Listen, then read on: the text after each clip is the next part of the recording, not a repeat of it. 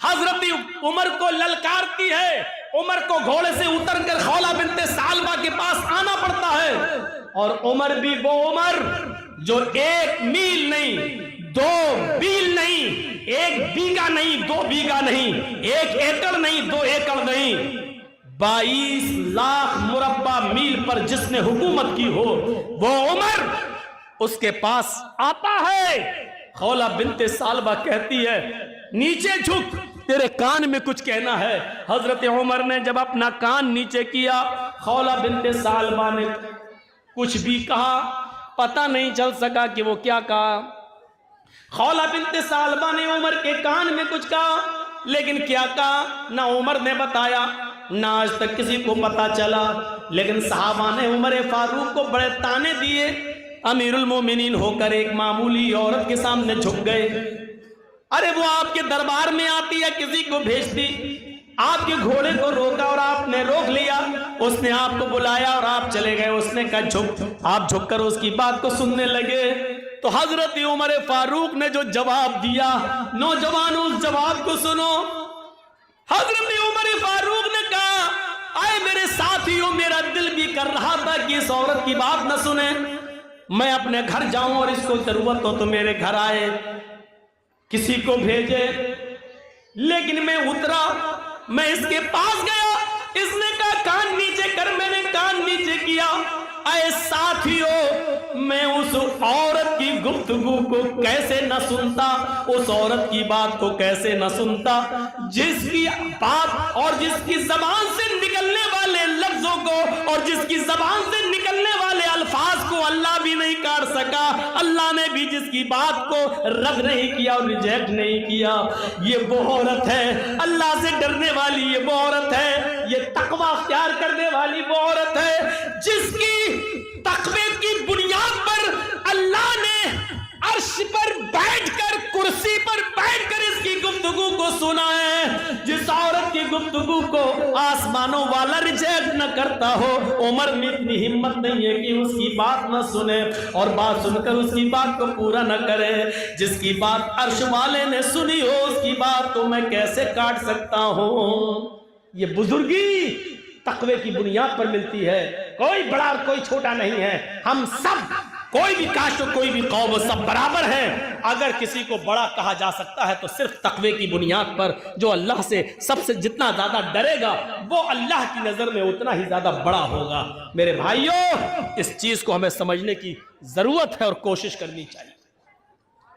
या अय्युहन्नास इन्ना खलकनाकुम मिन ज़करिन व उन्सा व जअलनाकुम शुऊबन व क़बाइल लितअरफू इन्ना अक्रमकुम इंदल्लाहि अत्क़ाकुम। अल्लाह फरमाता है कुरान करीम के अंदर है, संपूर्ण जगत की मानव जाति है, सारी दुनिया के इंसानों, हमने तुमको एक मर्द और एक औरत से पैदा किया है। तुम्हारा बाप एक है, तुम्हारी माँ एक है। आए लोगों, तुम में कोई बड़ा नहीं, कोई छोटा नहीं। इन्ना अकरमकुम इंदल्लाहि अत्क़ाकुम, तुम में सबसे बड़ा वो है जो अल्लाह से सबसे ज्यादा डरता है, जो अल्लाह से सबसे ज्यादा खौफ खाता है।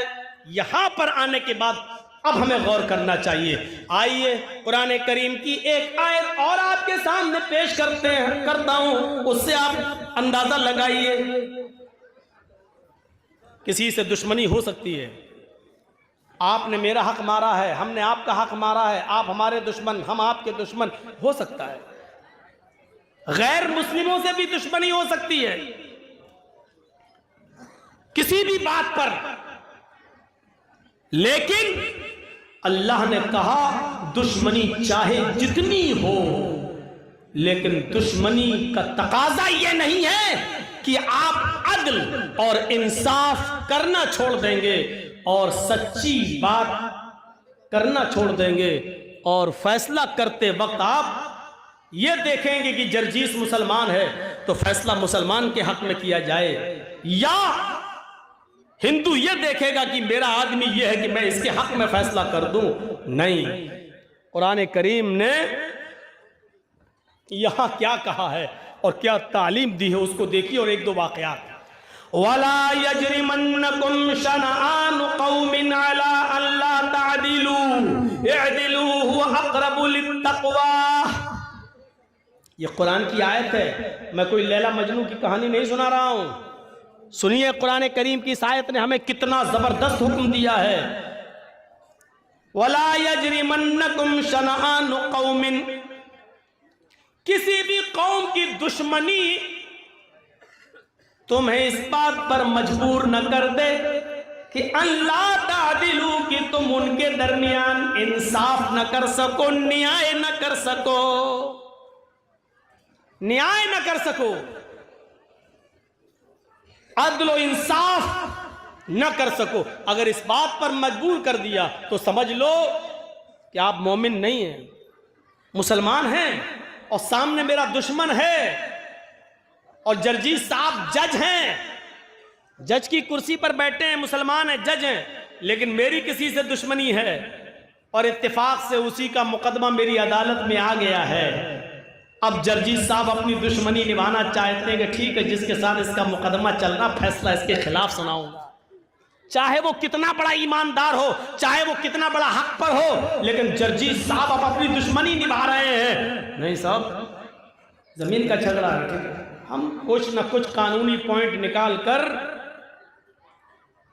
इसको दे देंगे, इसको नहीं देंगे। जैसे हुआ है सुप्रीम कोर्ट तक में हुआ है, 1949 तक मस्जिद थी, कोर्ट मान रही है। 1949 तक नमाज पढ़ी जाती थी, कोर्ट ये भी मान रही है। मुसलमानों ने मंदिर तोड़कर ये मस्जिद नहीं बनाई। जो हिंदू लोगों ने दावा किया है कि बाबर ने मंदिर तोड़कर मस्जिद बनाया, कोर्ट में उस चीफ जस्टिस ने यह भी लिखा उस फैसले में कि हिंदू लोग ये साबित नहीं कर पाए कि मंदिर तोड़कर मस्जिद बनाई गई। यह भी गलत है। मंदिर तोड़कर मस्जिद बनाना भी हिंदू लोग साबित नहीं कर पाए, यह भी कोर्ट ने माना।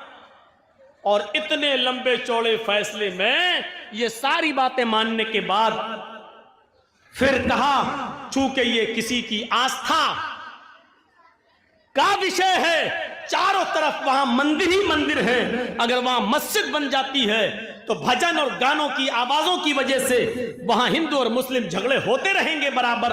कभी इनके भजन की आवाज, कभी इनके माइकों की आवाज, कभी अल्लाहू अकबर की आवाज और कभी उधर मंत्रों की आवाज। लिहाजा ये लड़ाई और झगड़े के सौदे बनते रहेंगे और ये झगड़े का एक बुनियाद बनेगी। लिहाजा इस जगह को हिंदुओं को दी जाती है कि वो अपना मंदिर बनाएं और उस मस्जिद को जो तोड़ी गई है और शहीद की गई है, उस मस्जिद को बनाने के लिए मुसलमानों को उसी अयोध्या में दूसरी जगह 5 एकड़ जमीन दे दी जाती है ताकि वहां जाकर वो मस्जिद बना ले। ये फैसला हुआ है।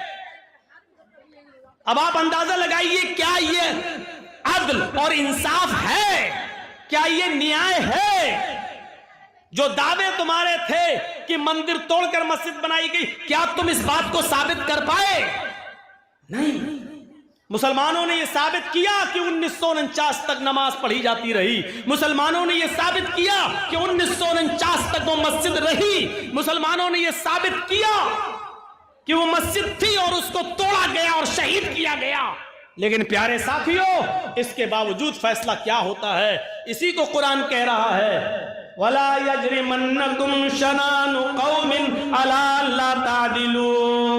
लोगों, आए मुसलमानों, तुम ऐसा मत करना, आए मुसलमानों तुम ऐसा मत करना कि किसी कौम की दुश्मनी तुम्हें इस बात पर मजबूर कर दे कि तुम उसके साथ इंसाफ की बात न कर सको, अदल की बात न कर सको, इंसाफ न कर सको। अदल होना चाहिए, अदल। आइए मैं आपको एक वाकया सुनाता हूं, जबरदस्त वाकया। हजरत अली रजी अल्लाह ताला अन्हु की जिरा खो जाती है। हजरत अली रजी अल्लाह ताला अन्हु की जिरा जानते हैं? नहीं जानते होंगे तो ऐसे बता दूं, लोहे की एक चादर नुमा कोई चीज होती थी जिसको गले में ऐसे डाल लिया जाता था और नीचे तक बनी होती थी ताकि जंग में जब लड़ें और काफिरों के जब तीर आए तो मेरे जिस्म पर न लगे, उस लोहे की ज़िरा पर आए तो हमारे सीने में और हमारी पीठ पर न लगे, बल्कि उस ज़िरा से टकरा जाए। तो उसको पहन लिया जाता था। हमारे यहाँ उसकी दूसरी शक्ल होती है क्या, ब्लड प्रूफ जैकेट। वो ज़िरा थी। हज़रत अली की वो ज़िरा खो गई। ढूंढते रहे, तलाश करते रहे, वो ज़िरा नहीं मिली। और 6 महीने के बाद वो ज़िरा एक यहूदी के पास देख ली हज़रत अली ने। हज़रत अली उसके पास गए और कहने लगे, यहूदी का क्या, ये ज़िरा किसकी है? यहूदी ने कहा, ये तो मेरी है। हज़रत अली ने कहा, तुम झूठ बोल रहे हो, ये ज़िरा मेरी है। उसने कहा, देखो अमीरुल मोमिनीन, हज़रत अली अमीरुल मोमिनीन हैं, हज़रत अली खलीफा हैं। उसने क्या कहा, अमीरुल मोमिनीन आप गलत बोल रहे हैं। हज़रत अली ने कहा, मैं गलत बोल रहा हूं? कहां? इस अच्छी और खूबसूरत ज़िरा को देखकर आपकी नीयत खराब हो रही है। हज़रत अली ने कहा, मेरी नीयत खराब नहीं हो रही, ये ज़िरा मेरी है। ये बताओ कि तुम मुझे ईमानदारी के साथ, इंसानियत के साथ ये ज़िरा दे रहे हो या नहीं दे रहे हो, या फिर मैं तुम्हारे खिलाफ मुकदमा दायर कर दूं। ये क्या हो रहा भाई?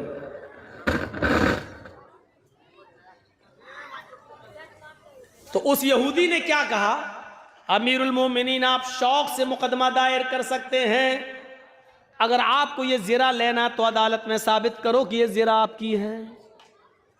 यहूदी को भी पता नहीं क्या था कि वो देखना चाह रहा था कि हज़रत अली देखें अपना हुक्म चला कर लेते हैं या कानून इनके लिए भी है। इनकी किताब कुरान कहती है तो क्या वो खुद उस पर अमल भी करते हैं या नहीं करते हैं। हज़रत अली ने मुकदमा दायर कर दिया कि मेरी ज़िरा खो गई है और वो ज़िरा मैंने एक यहूदी के पास 6 महीने के बाद देखी है, लिहाजा उस यहूदी से वो ज़िरा मुझे दिलवाई जाए। और ये फैक्ट है, ये हकीकत है कि वो ज़िरा अली की थी। अली कैसे झूठ बोलेंगे, उन्हीं की थी। ले ली, मुकदमा दायर हो गया। उस यहूदी के पास नोटिस पहुंच गया, उस यहूदी के पास नोटिस पहुंच गया, तुम्हें फला फला दिन कोर्ट में, अदालत में आना होगा। अदालत में लाया, यहूदी आया, हजरत अली बाहर खड़े, यहूदी भी बाहर खड़ा है। थोड़ी देर में आवाज आती है, काजी शुरैह ने अपने जो दरवाजे पर लगाते हैं आवाज देने के लिए, हजरत काजी शुरैह ने अपने आदमी से कहा, इन दोनों को बुलाओ। दरवाजे पर जो आदमी खड़ा था, जो सिपाही खड़ा था, वो आवाज लगाता है, अमीरुल मोमिनीन अली अंदर आए। काजी शुरैह टोकते हुए कहते हैं, आए सिपाही, आवाज ये लगाओ, अली कटघरे में आए, अमीरुल मोमिनीन का लफ्ज मत लगाओ, क्योंकि हजरत अली इस वक्त कोर्ट में आ रहे हैं और अदालत के अंदर ये ताजीमी जुमले नहीं कहे जाते हैं। इन जुमलों के कहने से कोर्ट के ऊपर फर्क पड़ता है। यहां मैं फैसला सुना रहा हूं, ये नहीं देख रहा हूं कि अली कौन है, खलीफा है, क्या है, मुझे इससे कोई मतलब नहीं है। यहां इंसाफ के लिए आए हैं, यहां इंसाफ होगा, लिहाजा अली के साथ अमीरुल मोमिनीन का लफ्ज नहीं लगाया जाए। आए अली, अंदर आइए। अंदर आए, चलिए वो कटघरा है, वहां खड़े हो जाइए। अमीरुल मोमिनीन, अमीरुल मोमिनीन कहां खड़े हैं? कटघरे में। उस यहूदी से कहा, तुम भी आओ। यहूदी को दूसरे कटघरे में। फैसला उसी दिन। आजकल की तरह सालों गुजर जाते हैं, 12-12, 15-15 साल, लेकिन वही मामला वहीं अटका, वहीं लटका। हाँ बोलिए, आए अली, मुकदमा आपने दायर किया है इस यहूदी के खिलाफ, प्रॉब्लम बताओ। प्रॉब्लम सुनिए, अब हजरत अली प्रॉब्लम बता रहे हैं। काजी साहब, और काजी किसने बनाया? अली ने। काजी किसने बनाया? जज अली ने। लेकिन वो जज, वो काजी खुद कह रहा है अली बताओ, अमीरुल मोमिनीन भी नहीं कह रहा है, अरे अली बताओ प्रॉब्लम। कहा कि मेरी एक जिरा खो गई थी 6 महीने पहले, मैं ढूंढ रहा, तलाश करता रहा, लेकिन जिरा नहीं मिली। वो जिरा इस यहूदी के पास मैंने देखी, जब मैंने मांगा तो ये कहने लगा कि ये जिरा मेरी है। मैं अदालत से दरखास्त करता हूं काजी साहब कि मुझे मेरी जिरा दिलवाई जाए। उस यहूदी से पूछा काजी शुरैह ने, जिरा कहाँ है? कहा मेरे पास। कहा दिखाओ, दिखा दी। कहा कि अली कहते हैं कि ये जिरा मेरी है, तुम क्या कहना चाहते हो? उसने उसी कटघरे में खड़े होकर हजरत अली को गुस्सा दिलाने की कोशिश की और क्या कहा? काजी साहब, हजरत अली झूठ बोल रहे हैं, इतनी खूबसूरत और अच्छी जिरा पर इनकी नीयत खराब हो रही है। ये जिरा तो मेरी है, मैं इसको कई महीनों से अपने पास रखा हुआ हूं। अली का दावा गलत है, ये जिरा तो मेरी है। अब मामला फंस गया। काजी क्या करे बेचारा? वो कह रहा मेरी है, हजरत अली कह रहे हैं मेरी है। तो अब कुरान और हदीस की रोशनी में फैसला देखिए कैसे होगा। बड़ा प्यारा फैसला। काजी ने अली से कहा, शुरैह साहब ने, आए अली, अगर तुम ये कहते हो कि ये जिरा मेरी है, चूंकि अभी तो यहूदी के पास है और यहूदी उसका मालिक है, अगर तुम ये कहते हो कि ये जिरा मेरी है तो तुम्हें साबित करना होगा, और साबित करने के लिए तुम्हें गवाह पेश करना होंगे। तुम कोई गवाह लेकर आओ जो ये कहे कि ये जिरा अली की है और उसकी ये पहचान है। हजरत अली ने कहा ठीक है। आपने आवाज दी, आए हसन, जो बाहर थे जल्दी आओ। हजरत हसन जो उनके बेटे थे अंदर आते हैं, कटघरे में खड़ा किया जाता है। काजी ने पूछा कि बताओ तुम क्या गवाही देना चाहते हो? हजरत हसन गवाही देते हैं कि मैं गवाही देता हूं काजी साहब, ये जिरा मेरे बाप की, हजरत अली की, अमीरुल मोमिनीन की ये जिरा है जो 6 महीने पहले मेरे घर के बाहर दरवाजे पर रखकर मेरे वालिद मोहतरम अंदर चले गए नाश्ता करने के लिए, पानी पीने के लिए। जब वहां से बाहर निकलते हैं तो देखते हैं कि जिरा गायब है। 6 महीने तक वो जिरा गायब रही। 6 महीने के बाद यहूदी के हाथ में देखी गई ये जिरा की मैं गवाही देता हूं कि ये जिरा मेरे बाप की है, मेरे अब्बू की है, लिहाजा ये यहूदी से लेकर मेरे बाप को दी जाए। काजी साहब के पास वो गवाही जब आती है, काजी साहब ने उसकी गवाही के ऊपर कलम चला दिया और फरमाया, आए अली, मैं मजबूर हूं, हमने मोहम्मद रसूलुल्लाह का फरमान पढ़ा है, अल्लाह के नबी सल्लल्लाहु अलैहि वसल्लम की हदीस ये है, हमें हदीस ये बतलाती है बाप के हक में अगर बेटा गवाही दे तो बेटे की गवाही नहीं मानी जाएगी, क्योंकि बेटा अपने बाप के फेवर में ही बोलता है, बेटा अपने बाप की हिमायत में ही बोलता है, बेटा कभी भी अपने बाप के खिलाफ नहीं बोल सकता है। इसलिए ये अदालत आपसे गुजारिश करती है आपके बेटे हसन की गवाही को रिजेक्ट करते हुए कि आपके बेटे हसन की गवाही नहीं मानी जाएगी, आप कोई दूसरा गवाह लेकर आइए, अगर है नहीं है तो ये जिरा यहूदी ही को मैं दे दूंगा, यहूदी इसका मालिक है। अगर आप कहते हैं जिरा मेरी है तो अपने बेटे के अलावा कोई दूसरा गवाह पेश कीजिए। आजकल का दौर थोड़ी था जर्जीत साहब झूठी गवाही के लिए 200 और 500 रुपए देकर 1000 रुपए 50 झूठे गवाह अदालत में खड़े कर दे, ऐसा दौर थोड़ी था। हजरत अली चाहते तो एक नहीं 10 आदमी पेश कर सकते थे, नहीं किया। हजरत अली ने कहा एक गवाह और है, ये नहीं कह रहे यहां तो जो फैसला कर देता है कि यहां हिंदू को दे दो और तुम इधर बना लो, 1 महीने के बाद उसको राज्यसभा का मेंबर बना दिया जाता है, अवार्ड दे दिया जाता है। ये सूरत हाल है। आए अली दूसरा गवाह लाओ। हजरत अली ने आवाज लगाई अपने गुलाम को। हजरत अली का जो खादिम था, जो गुलाम था, वो अंदर आता है, कटघरे में खड़ा होता है, वो गवाही देता है ये जिरा मेरे आका की है, हजरत अली की है, मैंने कई सालों से इनके पास देखी है। यहूदी झूठ बोलता है, इसने चोरी की है, ये जिरा घर के बाहर से उठा कर ले गया है, ये जिरा मेरे मालिक की हजरत अली की है।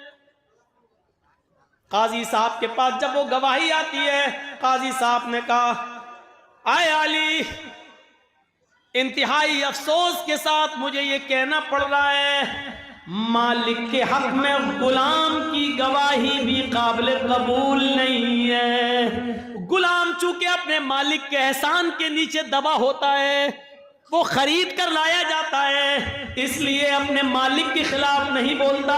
उसको डर लगता है कि अगर मालिक के खिलाफ बोलेंगे तो कोड़े पड़ेंगे, घर जाकर मेरा मालिक मुझे मारेगा, इसलिए मालिक के हक में गुलाम की गवाही भी शरीयत कहती है कि वो काबिल कबूल नहीं है, लिहाजा आपके गुलाम की गवाही भी नहीं मानी जाएगी। कोई और गवाह हो तो पेश करो। अमीरुल मोमिनीन चौथे खलीफा हैं, बरवक्त खलीफा मौजूद हैं, अदालत भरी पड़ी है यहूदियों से, ईसाइयों से और मुसलमानों से। अमीरुल मोमिनीन की गवाहियां रिजेक्ट की जा रही हैं। हजरत अली का बनाया हुआ जज खुद हजरत अली की गवाहियां रिजेक्ट कर रहा है। जरा तसव्वुर करो अदल कैसा, इंसाफ कैसा, जरा तसव्वुर करिए। इस इंसाफ को देखकर कभी महात्मा गांधी ने कहा था, ऐसा अदल और ऐसा न्याय और इंसाफ अगर भारत के अंदर कायम हो जाए तो भारत अमन और शांति की चिड़िया बन जाए, इसके अंदर कभी खून और खराबा ना हो, अमन और शांति का गहवारा बन जाए। ये मुल्क ऐसे ही अदल और इंसाफ की वजह से, मेरे भाइयों, आप अंदाजा लगा सकते हैं, ऐसी अदल और इंसाफ की वजह से लोग इस्लाम के दायरे में दाखिल होते चले गए। हजरत अली, दूसरा गवाह कोई है? हजरत अली ने कहा, काजी साहब, अफसोस के साथ मुझे कहना पड़ रहा है कि मेरी दोनों गवाहियों को आपने रिजेक्ट कर दिया। मेरे बेटे और मेरे गुलाम के अलावा मेरे पास अब तीसरा कोई गवाह नहीं है जिसने मेरी जिरा को देखा हो और वो देखकर पहचान भी सके। देखे तो बहुत से लोग हैं, लेकिन उसकी जो पहचान इन दोनों को मालूम है वो किसी और को नहीं मालूम है। देखी होगी, लेकिन वो ये नहीं कह सकता कि अली ही की है या किसी और की, मैं कैसे जानूं? मेरे पास और कोई तीसरा गवाह नहीं है। जानते हो अब अदालत क्या फैसला सुनाती है? भरी अदालत में अमीरुल मोमिनीन के खिलाफ फैसला सुनाया जा रहा है। काजी शुरह कहते हैं, आए यहूदी, इस जिरा के मालिक तुम हो, क्योंकि ये जिरा तुम्हारी है, तुम्हारे पास है और तुम अपने पास इसको रखते हो। हजरत अली इस जिरा को अपनी बता रहे थे, लेकिन अली इस जिरा को अपनी बताने के लिए दो गवाह नहीं पेश कर सके हैं, लिहाजा इस जिरा को तुम्हें दिया जा रहा है। इस जिरा के मालिक तुम हो, जाओ, आज के बाद ये जिरा तुमसे हजरत अली नहीं मांग। यहूदी उस जिरा को उठाता है और दिखाता है और कहता है, जज साहब, काजी साहब, आपने अपना फैसला सुना दिया है। मैं यही देखना चाहता था कि हजरत अली कहीं झूठे गवाह तो नहीं लाते हैं, और ये देखना चाहता था कि हजरत अली का रौब और दबदबा देखते हुए कहीं आप गलत फैसला तो नहीं सुनाते हैं। आपने वही फैसला सुनाया जो कुरान कहता है, जो हदीस कहती है। लेकिन अब आप भी एक बात सुन लीजिए, आपने जो फैसला सुना दिया, अब इस जिरा का मालिक मैं हूं, लेकिन अब मेरा फैसला सुन लीजिए। हजरत अली बिल्कुल सच्चे हैं। ये जिरा दरवाजे के बाहर रखी थी और मैंने 6 महीना पहले ये जिरा उठाई थी और मैं लेके चला आया था, और जानबूझकर 6 महीने के बाद मैं ये जिरा अली के सामने से लेकर गुजरा। देखें अली पहचानते हैं या नहीं पहचानते, और पहचानते हैं तो जबरदस्ती तो नहीं छीनते, और मुकदमा दायर करते हैं तो देखता हूं फैसला क्या होता है। ये सब मैं आजमाने के लिए कर रहा था। आजमाइश में अली भी कामयाब, इस आजमाइश और इम्तिहान में अदालत भी कामयाब। लिहाजा इस कामयाब अदालत का फैसला और अली की ईमानदारी को देखते हुए अब मेरा फैसला यह है कि ये जिरा अली को दे रहा हूं, और जिसने आपको और अली को ये फैसला करने पर और फैसला मानने पर मजबूर किया है, उस मजहब से मैं भी अपना रिश्ता जोड़ रहा हूं। अशहदु अल्ला इलाहा इल्लल्लाह व अशहदु अन्ना मुहम्मदन अब्दुहु व रसूलुहु। ये कलमा पढ़कर वो यहूदी इस्लाम की आगोश में और इस्लाम की गोद में आ जाता है। मेरे भाइयों, ये अदल हुआ करते थे। वला यजरिमन्नकुम शनानु कौमिन अला अल्ला तादिलू। किसी कौम की दुश्मनी तुम्हें गलत फैसला करने पर मजबूर ना कर दे। अरे हम और आप हिंदू और मुसलमान के दरमियान क्या सच्चा फैसला करेंगे? अगर पंचायत गांव में ही हो जाए तो उधर भी हम कोई ना कोई तरीका ऐसा अपनाते हैं कि हमारी बात हमारे रिश्तेदार के फेवर में चली जाए, हमारे करीब के फेवर में चले जाए। ये हमारे इंसाफ का तकाजा है। अरे अल्लाह तो ये कहता है कि गैर मुस्लिम कोई दूसरे धर्म का मानने वाला जो तुम्हारा दुश्मन है, लेकिन अगर आपसे फैसला करवाया जाए तो उस वक्त अपनी दुश्मनी भूल जाना और जो अदल हो, जो इंसाफ हो, वही फैसला करे। ये वाकया तो मैं ही सुना चुका हूं कई बार। ये वाला जो अब सुनाने जा रहा हूं,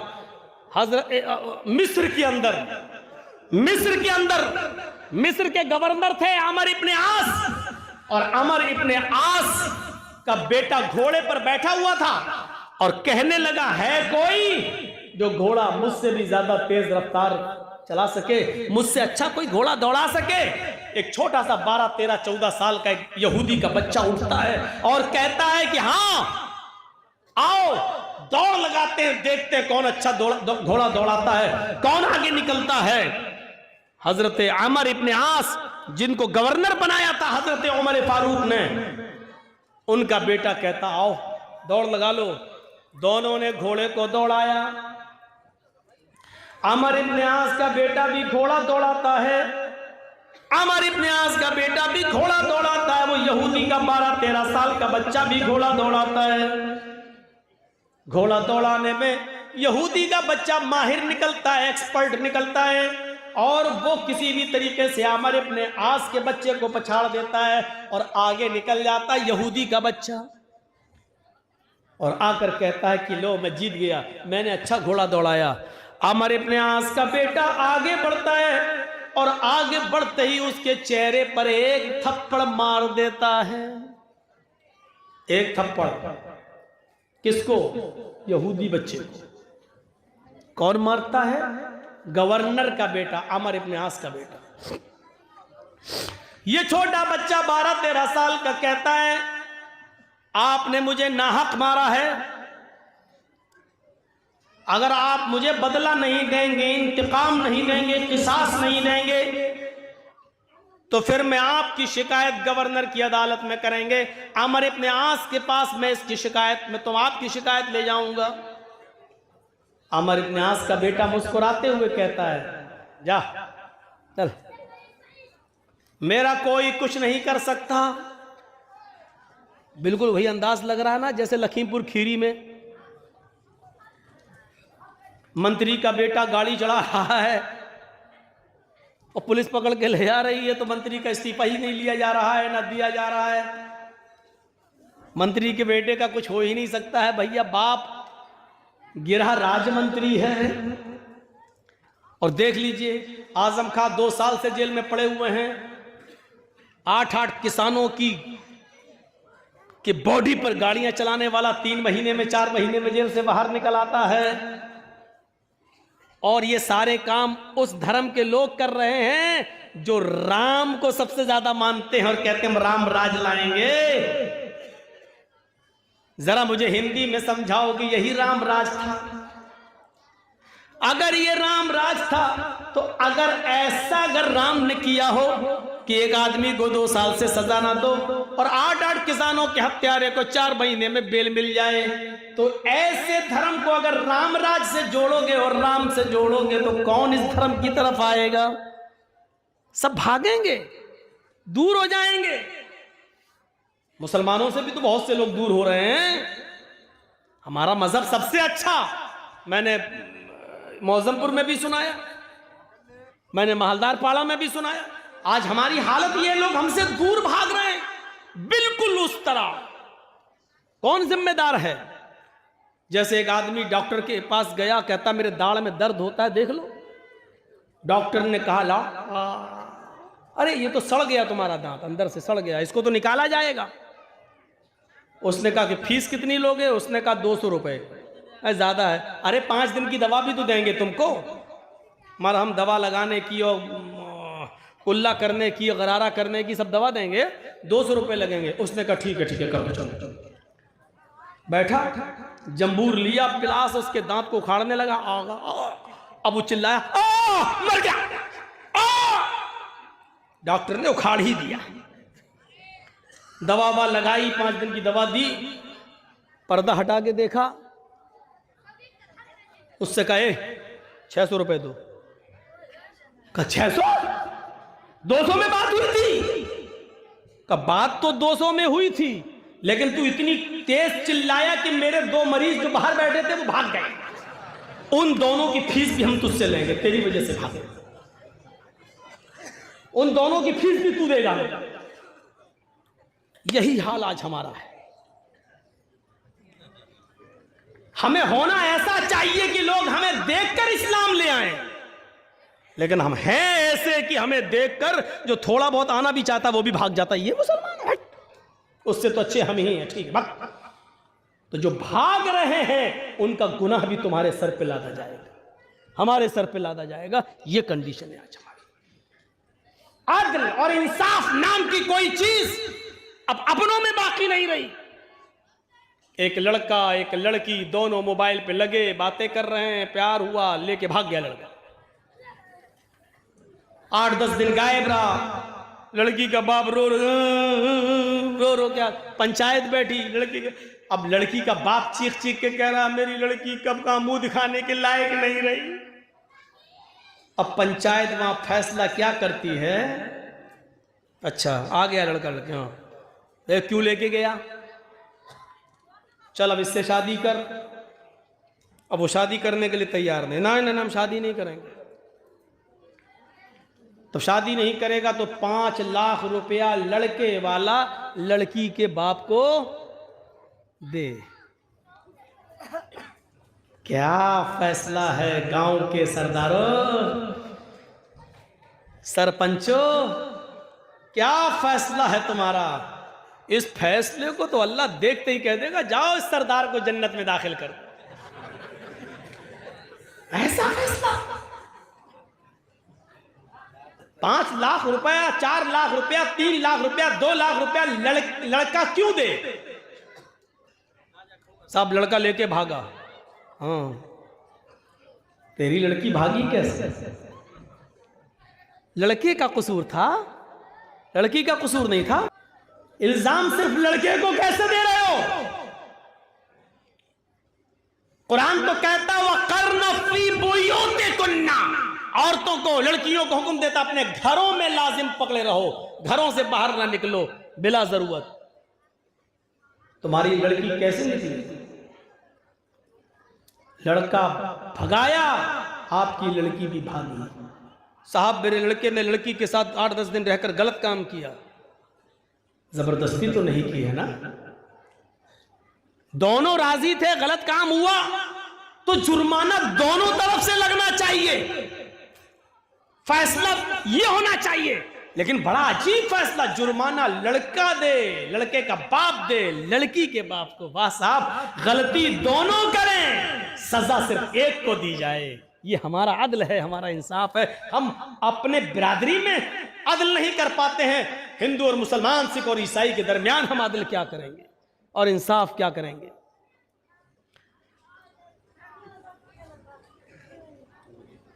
लौ अन्ना फातिमा बिन्त मुहम्मद सरकत लक़तअतु यदा।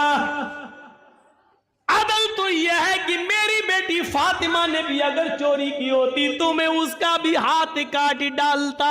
अदल तो यह है। हमेशा लड़की की तरफ नजर। कुरान, और एक बात सुन लीजिए, बहुत आज खुल के कह दे रहा हूं, लड़का लड़की अगर दोनों कभी भी किसी समाज से भागे, आजकल तो ये फैशन बन गया है, प्यार करना, ये करना, वो करना, अब इस पर तो ज्यादा बोलना ही नहीं चाहिए, जितना बोलेंगे वो और उतना ही और आगे बढ़ रहा है, समझ में नहीं आ रहा क्या हो रहा है। तो लड़का लड़की, एक बात सुन लीजिएगा, बहुत जबरदस्त बात बताने जा रहा हूं। लड़का लड़की जब भी दोनों भागे तो उसमें गलती, समाज में जब फैसला करने के लिए आप बैठो, पंचायत लेकर बैठो, तो उसमें गलती लड़की की मानी जाएगी, लड़के की ज्यादा नहीं।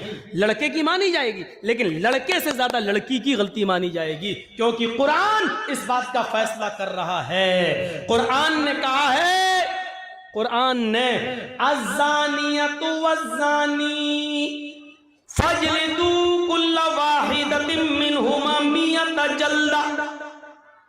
कुरान ने जिना जैसी जुर्म के लिए पहले औरत का, लड़की का लफ्ज इस्तेमाल किया है, बाद में लड़के का। जिना करने वाली लड़की और जिना करने वाला लड़का, जिनाकार मर्द और जिनाकार औरत और जिनाकार मर्द। देखिए पहले औरत का नाम अज़्ज़ानियतु वज़्ज़ानी, ज़ानिया औरत और ज़ानी मर्द, ज़ानिया लड़की और ज़ानिया लड़का। फजलिदू कुल्ला वाहिदतिन मिनहुमा मियता जल्दा, सजा देना है तो दोनों को, इन दोनों में से हर एक को 200 कोड़े मारो उनकी बॉडी पर, उनके जिस्म पर। लड़का है तो उसके जिस्म से कुर्ता भी उतारा जाएगा, सिर्फ लुंगी पहनाई जाएगी, हाथ पीछे से बांध दिए जाएंगे। समाज के अंदर चौराहे पर लाकर खड़ा करके इस जिनाकार लड़के को सबकी आंखों के सामने 100 कोड़े लगाए जाएंगे, 100 कोड़े मारे जाएंगे। लड़की है तो उसके चेहरे से, उसके जिस्म से कमीज नहीं उतारी जाएगी, उसके जिस्म पर कपड़ा रहेगा, ओढ़े हुए रहेगी, और उसी जिस्म पर कपड़े पहने हुए जिस्म पर कोड़े मारे जाएंगे, ताकि उसकी जिस्म की बेहुरमती ना हो, उसका जिस्म नुमाया ना हो। लेकिन 100 कोड़े इस लड़की के जिस्म पर भी मारे जाएंगे, बशर्त ये कि दोनों कुंवारे हो, दोनों में से किसी की शादी ना हुई हो। हाँ, अगर लड़का शादीशुदा है, लड़की कुंवारी, तो लड़की को 100 कोड़े मारे जाएंगे। लड़का कुंवारा शादीशुदा है तो उसको 100 कोड़े नहीं बल्कि दौड़ा दौड़ा कर मैदान में पत्थरों से हलाक कर दिया जाएगा, मार डाला जाएगा। उस वक्त तक पत्थर बरसाए जाएंगे जब तक कि उसकी रूह उसकी कब्ज़ से उनसुरी से परवाज नहीं कर जाती है।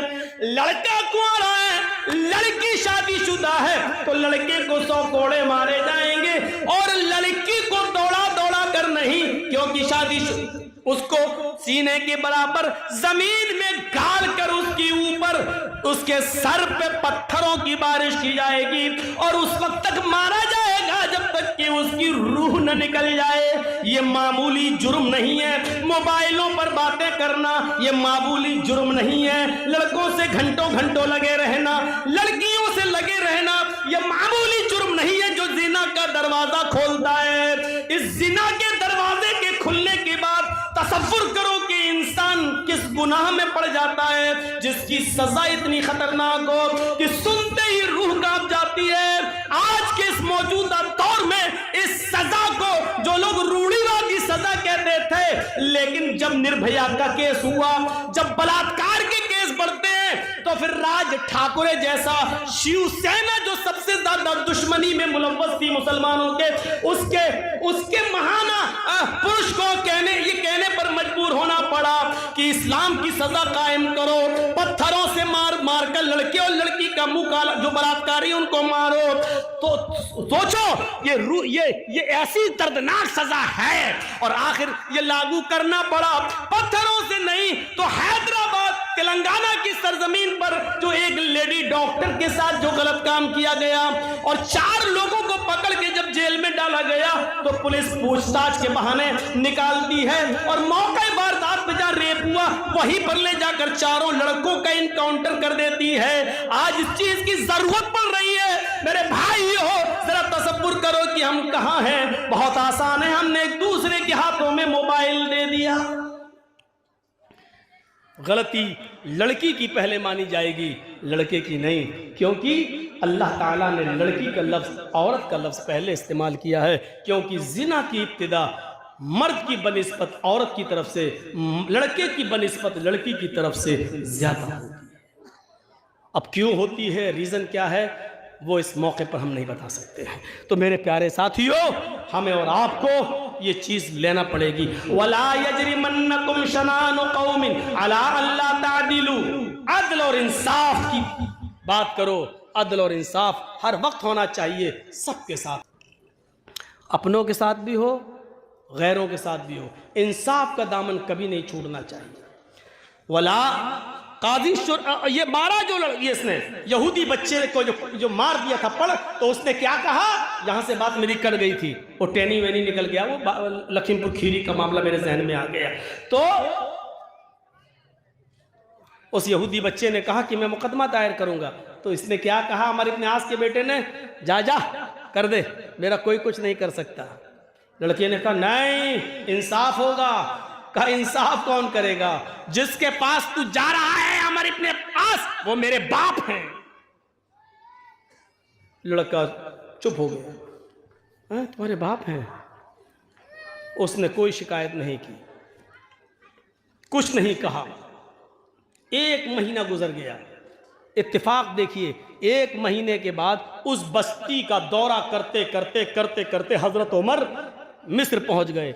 हजरत उमर फारूक दौरा करते थे, पूछते थे वहां के लोगों से कि हमने जिसको गवर्नर बनाया उससे कोई शिकायत तो नहीं, काम ठीक कर रहा है कि नहीं कर रहा है, काम अच्छा चल रहा है कि नहीं चल रहा। ये सब दौरा करते थे हजरत उमर फारूक। मिस्र का भी दौरा करते हुए आए और मिस्र में तमाम लोगों को बुलाया और अमर इब्न आस को अपने पास बिठाया और लोगों से पूछा कि बताओ अमर इब्न आस से कोई शिकायत तो नहीं।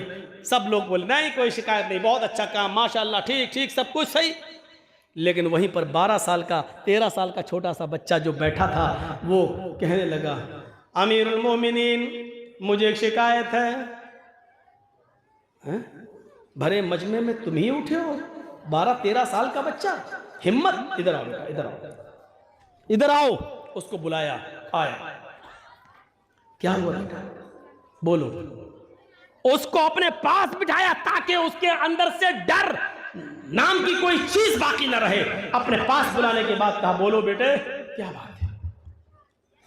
कहा, अमीरुल मोमिनीन, अमर इब्न आस के बेटे ने मेरे साथ घोड़ा दौड़ाया कि कौन आगे निकलता है, चलो दौड़ते हैं। घोड़ दौड़ में हम आगे निकल गए। इतनी सी बात इनके बेटे को बुरी लगी और उसने भरे मजमे में सबके सामने मेरे गाल पर एक थप्पड़ मार दिया। हजरत उमर फारूक खड़े हो गए, अमर इब्न आस की तरफ नजर डाली। अमर इब्न आस ने जवाब दिया, अमीरुल मोमिनीन, इसमें मेरा कोई कसूर नहीं है, आज तक मुझे ये इत्तला ही नहीं मिली। अच्छा, तो ये बताओ, आ यहूदी बच्चे, तुमने अमर इब्न आस से शिकायत क्यों नहीं की? उस बच्चे की जबान से जुमला निकला, अमीरुल मोमिनीन, मैं इनके पास आना चाह रहा था, इनका बेटा बोल दिया जा जा, मेरा कोई कुछ नहीं कर सकता, मैं अमर इब्न आस का बेटा हूं, जिसके पास तू शिकायत लेके जा रहा है वो मेरा बाप है। अमर इब्न आस का मैं बेटा हूं, इस शहर के गवर्नर का मैं बेटा हूं। जब बेटा सुना तो फिर मैंने कुछ नहीं कहा, मैं खामोश हो गया। आज आपने भरोसा दिलाया तो मैं खड़ा हो गया और आपको कहने लग के आपको बोल दिया। अमर इब्न आस की तरफ देखा, अमर इब्न आस ने फौरन अपने बेटे को तलब कर लिया। बेटा आया, यहूदी बच्चे के सामने उसने सर झुकाया, पूछा क्या ये बच्चा सही कह रहा है? उस अमर इब्न आस के बेटे ने फौरन सर हिलाकर गवाही दी कि हाँ, मैंने इसको थप्पड़ मार दिया। जुर्म क्या था? कुछ नहीं, मुझे गुस्सा आया और मैंने मार दिया, क्योंकि मेरा इतना अच्छा घोड़ा होते हुए पीछे रह गया और इसका इतना बेकार घोड़ा होते हुए भी मुझसे आगे निकल गया। मेरी इंसल्ट मैंने महसूस की और मैंने इसको थप्पड़ मार दिया। कहा इधर आओ। अब ये मुकदमा मेरी अदालत में आ गया है, इसलिए आया अमर इब्न आस के बेटे, तुम यहां खड़े हो, अब तुम्हें थप्पड़ जल्लाद मारेगा। अगर मामला बराबर करना था तो उसी वक्त तू अपना गाल पेश करता और ये बच्चा उतनी जोर से तेरे थप्पड़ मार देता, मामला वहां रफा दफा हो सकता था। लेकिन जब अदालत में हमारी चौखट पे मुकदमा आ गया तो अब ये थप्पड़ जल्लाद तेरे चेहरे पे मारेगा। चल खड़ा हो, आए जल्लाद, थप्पड़ मारो इसके बेटे को सबके सामने। जल्लाद ने एक थप्पड़ उसके बेटे को बड़ी जोर से मारा। हजरत उमर फारूक ने कहा, आया अमर इब्न आस, आपके बेटे को थप्पड़ पड़ गया है, अब आप इधर आइए। ये इंसाफ कोई करेगा? इधर आओ। आए जल्लाद, जितनी जोर से थप्पड़ इस बेटे को मारा है वैसा ही एक जोरदार थप्पड़ इस बाप को लगाओ, अमर इब्न आस को लगाओ। जमीन कांप गई होगी, आसमान थर्रा गया होगा इस इंसाफ को देखकर। जल्लाद ने उमर का कहना मानते हुए एक जोरदार थप्पड़ अमर इब्न आस के भी गवर्नर को भी मारा, सबके सामने। अमर इब्न आस ने कहा, अमीरुल मोमिनीन, थप्पड़ सबके सामने पड़वाया गया, मुझे इसकी कोई दिक्कत नहीं है।